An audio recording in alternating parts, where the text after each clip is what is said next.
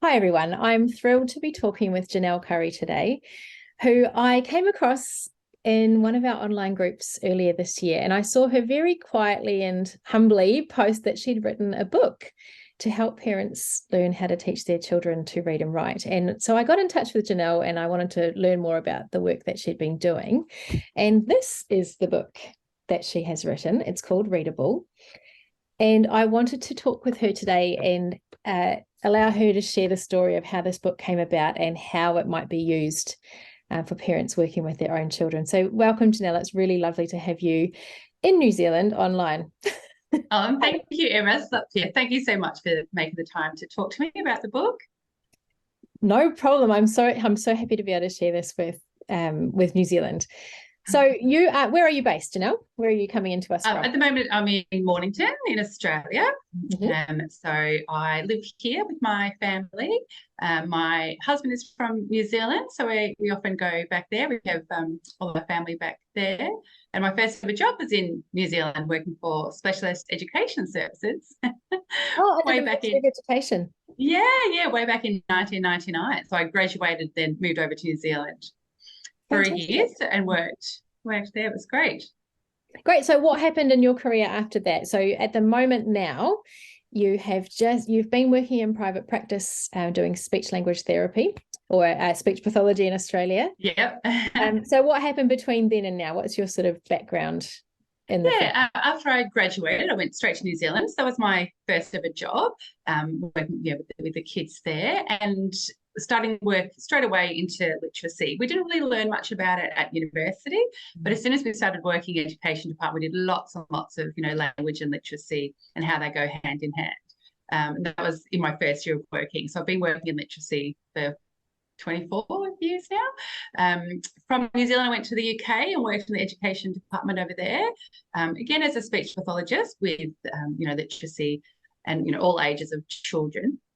From there, came back to Australia, did a bit of work in the education department again over here, and then I decided to go into practice. So I ran my own practice for about 14 years with a group of wonderful speeches and occupational therapists.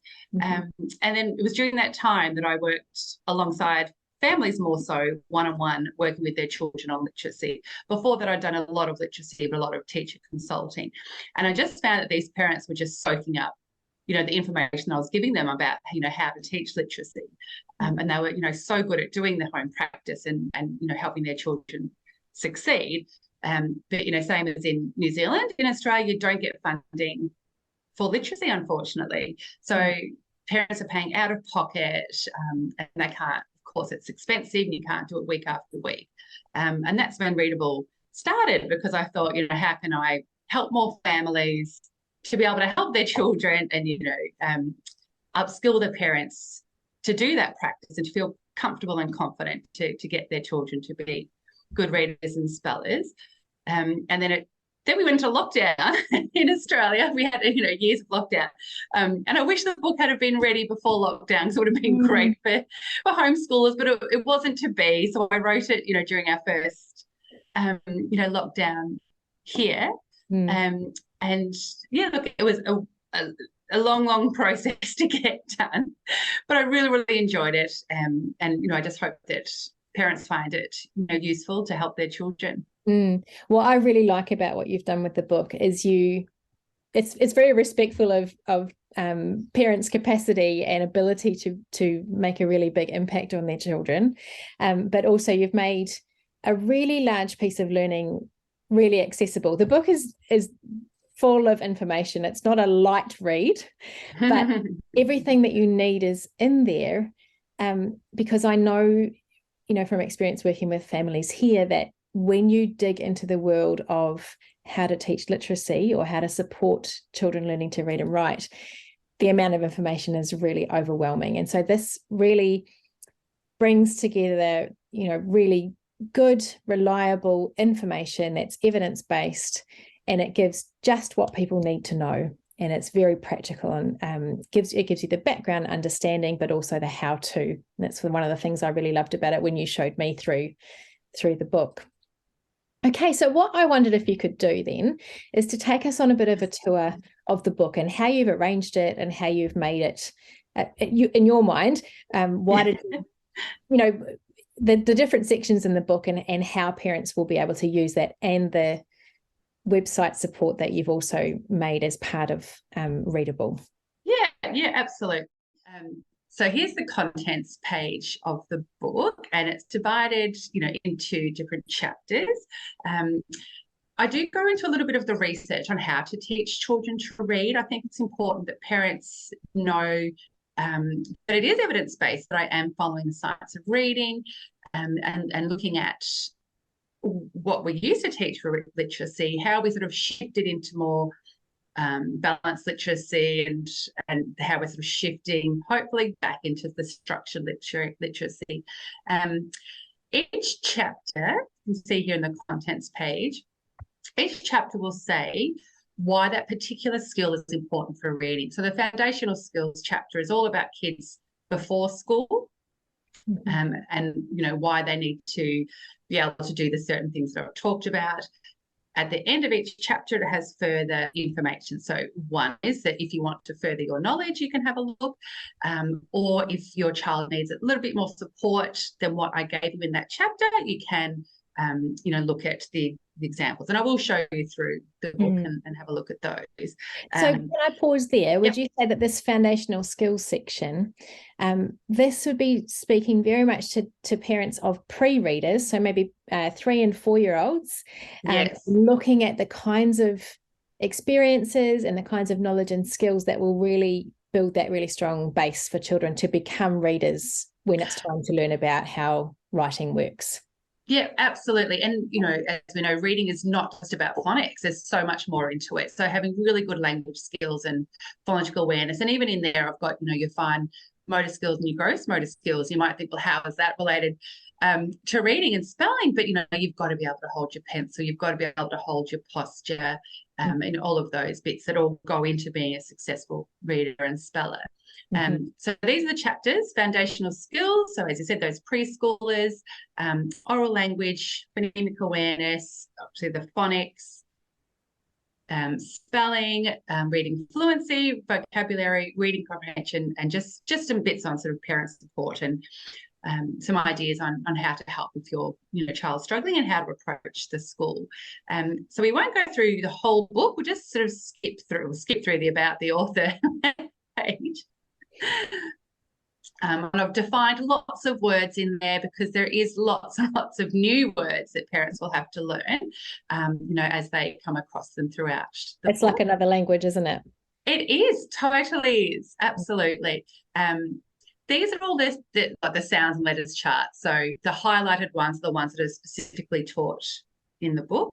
In this book, I have followed, in the phonics chapter, I've followed the Jolly phonics scope and sequence on when to introduce sounds, letters, links. And the reason why is that there's a lot of free decodable books that go along with that, and a lot of free resources out there. So I didn't want parents to have this book, but then buy this and buy that. So this way they can, use the book, and alongside they can download, the free resources, which are listed, in that section. Neat. And there's your video there, Emma.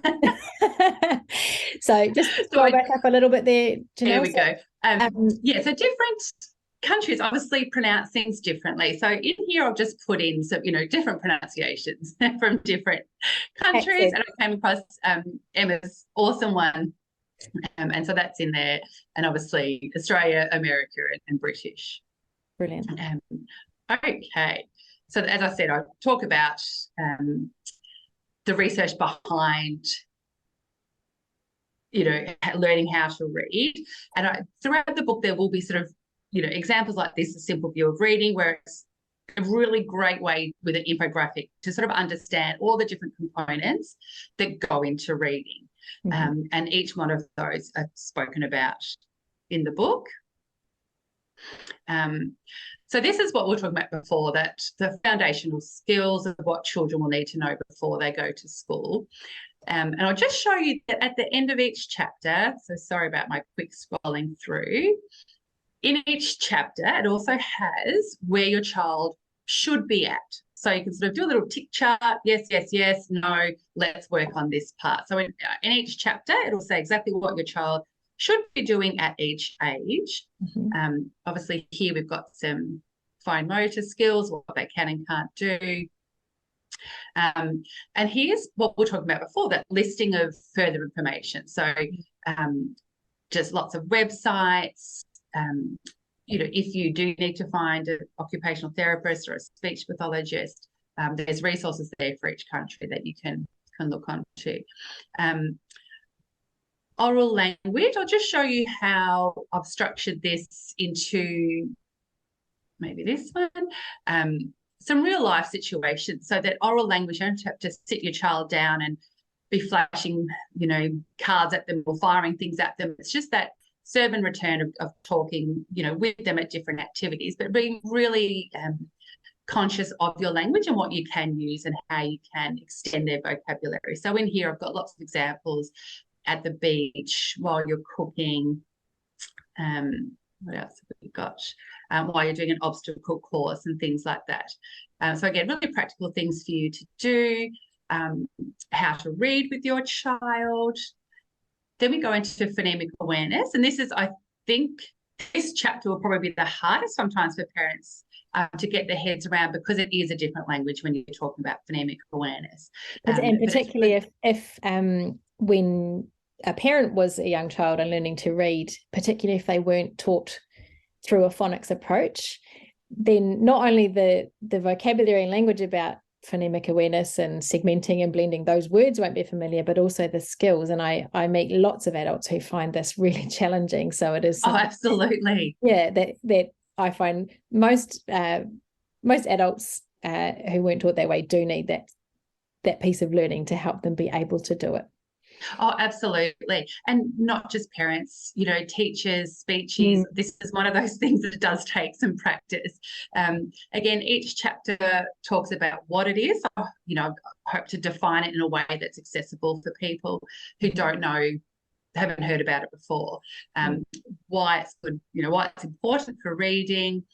And then, you know, what should my child be able to do? So again, there's little tick boxes that you can, you know, sit down with your child and see what they can and can't do. And then scroll through, then lots and lots of examples on, you know, on what you can do to work on it, depending on, you know, where your child's at. I'll quickly show you on some further information. So again, if your child is struggling to do those tasks and you've done them over and over again, then there is other ones that you can, other websites you can jump onto to do more help. And there's also a website in there that if your child needs, you know, to have more visuals, that you can do that. So if these are too hard, just orally. These are the letter cards that you can print out to do all the phonics chapters. All of the activities, and I'll show you the website, are also on the website as well. So you can just print them out. You don't have to do it from the book. And then you can use it with your other children as well. So there are the cards.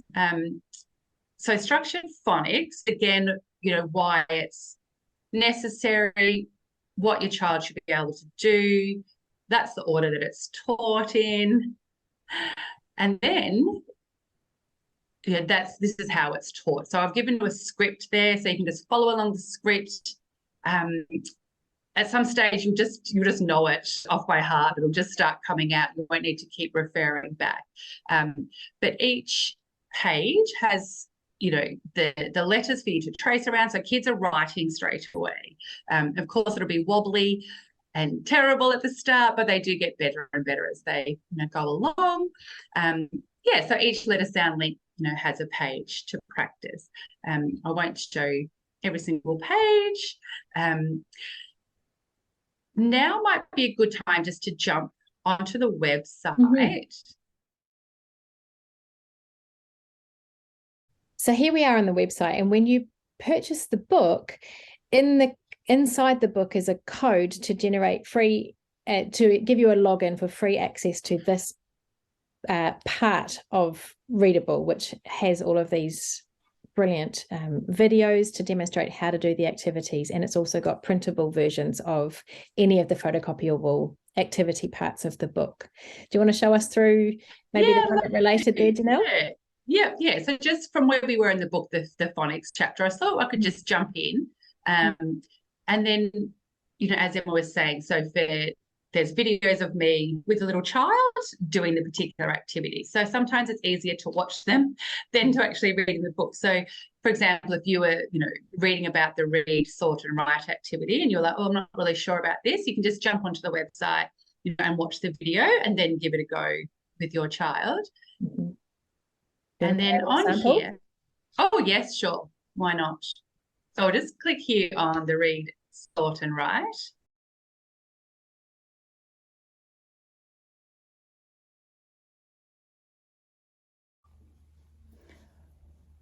All right, now you have learned that E sound can be spelt with EE, haven't you?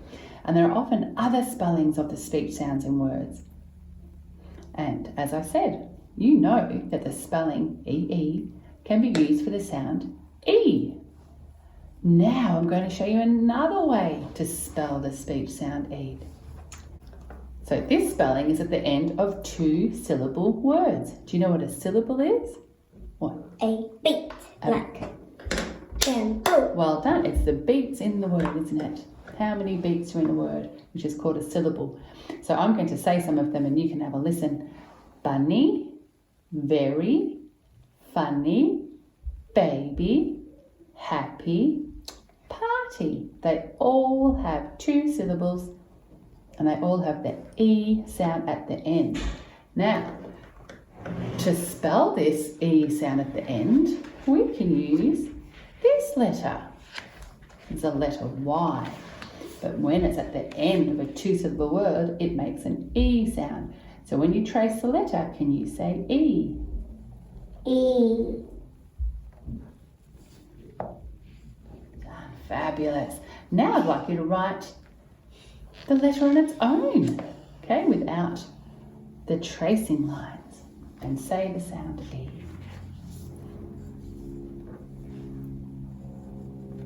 E. E. Now we're going to do read, sort, and write.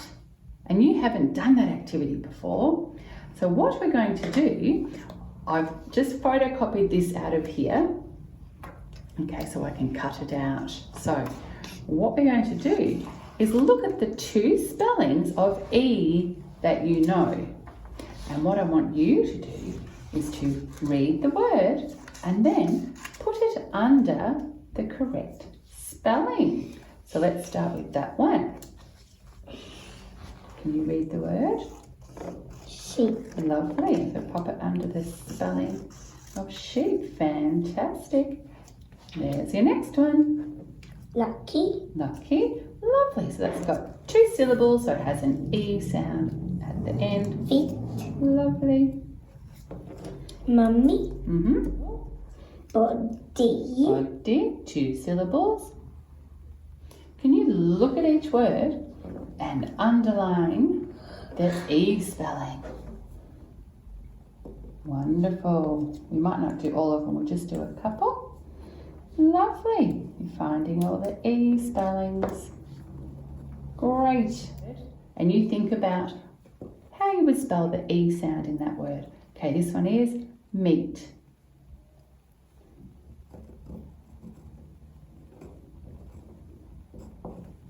Fantastic. This one is copy.